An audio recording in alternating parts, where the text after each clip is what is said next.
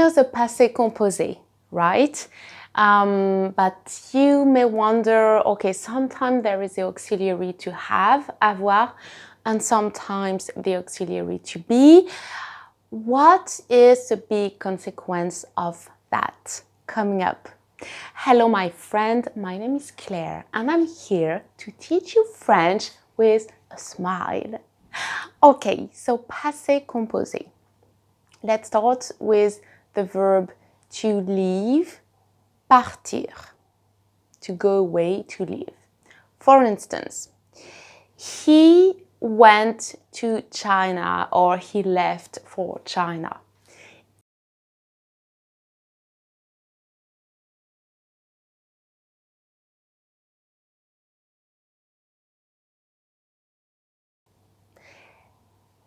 Here, the participe passé depends on the subject. So it can be masculine or feminine. Here it is masculine. And also it can be singular or plural. Encore une fois.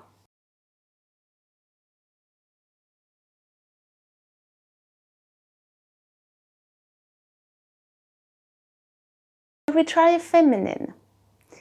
So, she went to Portugal. Elle est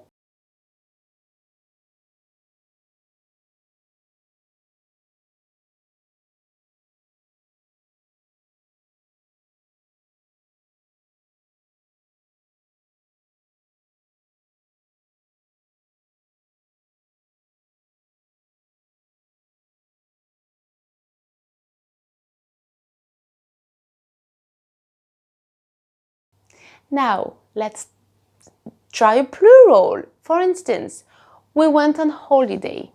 Nous.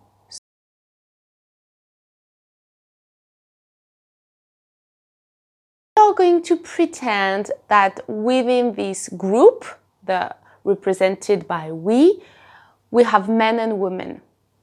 So, as an entity, it's going to be masculine because there is a mix of men and women. So we are in the masculine, but here this is a plural. Encore une fois.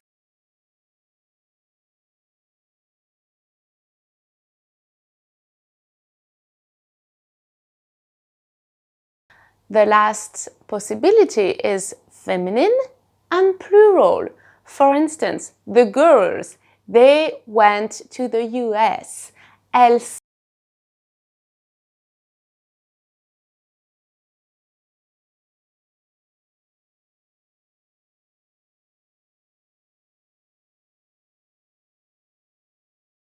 Now let's try a more complex sentence. It is fall and we notice that the apple has fallen from the tree. La pomme.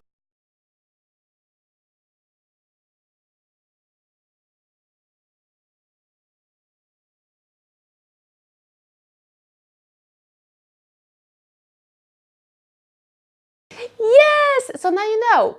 Masculine, feminine, singular, plural. One last sentence to boost your motivation because I know you are a very serious person and you are always on time to your meetings. Je suis arrivé à l'heure au rendez-vous. If you're a man,